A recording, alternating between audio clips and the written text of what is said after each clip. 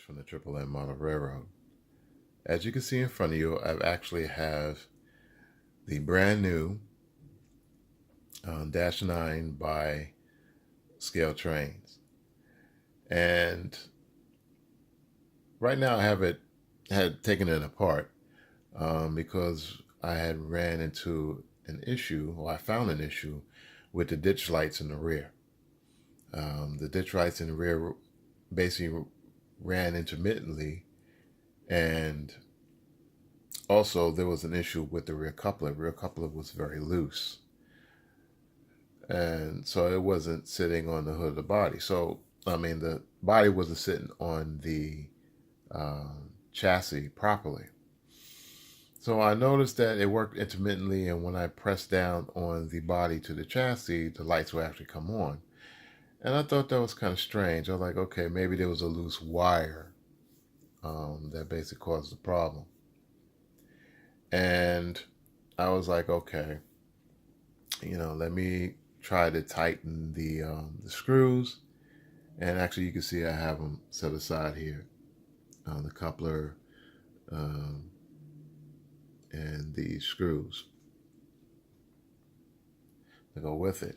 And I mean, it didn't screw in properly. It was still pretty loose. And what I'm going to do is going to screw it directly to the chassis without the coupler and the draft box, if I remember correctly. The draft box is actually the black part that the coupler sits in. So I noticed something very interesting.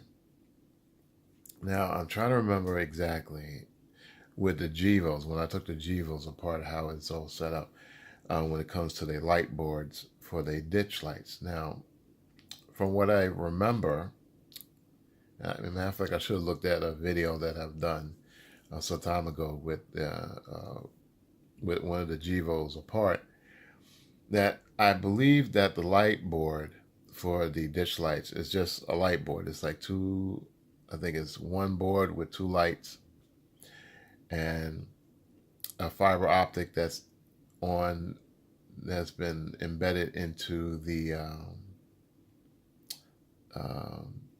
body frame of the engine, act as ditch lights. They work as ditch lights, and they work pretty well. But what I noticed differently with the Dash 9, this is a little different. The design, which explains a lot, is that these here on this particular board are contacts. And at first I thought it kind of strange. What is this? These are actually contacts. The lights are actually, let's see if you can see it. The light's a little dark, so you may not see it, but the lights are actually inside. These are contacts that's in here. Oh, my hands are very shaky for some reason. Okay, let me see if I can get a good view on it. See, those are contacts right there. All right, the gold contacts. And I believe that the lights are actually inside of the actual ditches. Actually, ditch light housing. That explains a lot,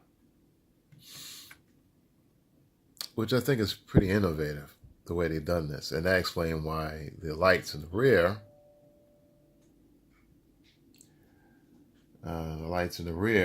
weren't working intermittently, because of it wasn't sitting properly. The body wasn't sitting properly on the chassis. So I got to address this. And other than that, the model is actually, it works extremely well. So I will get back to you once this is addressed. All right, I have just tried out the screw to the chassis to see if there's any issues with that. And unfortunately, I did find something kind of disturbing. When I put the screw into the hole, it just went right through it. So either two things. One, the hole is too big on the chassis, and or the draft box coupler, or the screws are too small. So this is for both the front and the rear of the engine. Surprisingly, the front's kind of held on barely. It's screwed off a little bit too easily.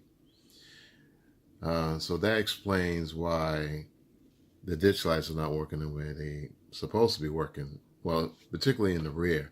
It wasn't so much a problem in the front. But it was barely holding on. And this is a manufacturing error on Scale Train's part. So I don't know. I'm going to try to see if I can find some other screws I may have that just may work. This is not quite what I expected. This is in my opinion, it's a pretty big oversight. Maybe they just used the wrong screws. So I got to see if I got to try to find some screws. If not, then I'll have to contact Scale Trains and see if they have the proper screws, so I can actually address this issue. But other than that, again, the model runs fine. The model is well built. Overall, it's just that issue with the screws. And it might be because they may have rushed this into production to put it out there. Scale Trains is doing something new where they make an announcement on a prototype engine, but they will have one available. Generally, the industry standard or practice is that they'll make an announcement, but you won't see the product for months and months later down the line. But Scale Trains is doing something a little different. So it's possible they may have, to get this out, they rushed it out and they kind of made a mistake, messed up. So other than that, there'll be more videos on this engine. Stay tuned for another video on the new Tier 4s that I had just received. So keep a lookout for that. Peace out. Okay, I am back now, and this is what I concluded. I actually fixed the problem. All right, and the problem is not the width of the screws that I originally thought it may be the issue. But the problem is that the screws may have been too short. Now, as you can see here, I have two screws here. One, the smaller one from Scale Trains, and the other one is from a different model. I have a scrap box, which I have different screws and parts from various rolling stock and locomotives in the past. And I said, let me try the longer screw and see if that helped. And sure enough, basically that worked. There's a shaft that comes down that's connected to the body of the locomotive that basically goes through part of the chassis where the screw actually mates into and screws in. And I don't know why I didn't see it at first. I don't know what I was thinking, but I managed to discover that, and I was like, okay, that's the problem. The problem is the screw from Scale Trains is not mating with that shaft. It's not screwing into the shaft because it's not reaching it. It's too short.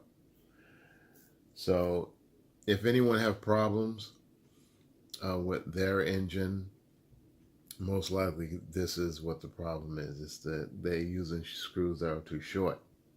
It's not long enough. They just need to show this. Look like this one I have here is probably like 1/8 of an inch or 1/16 of an inch.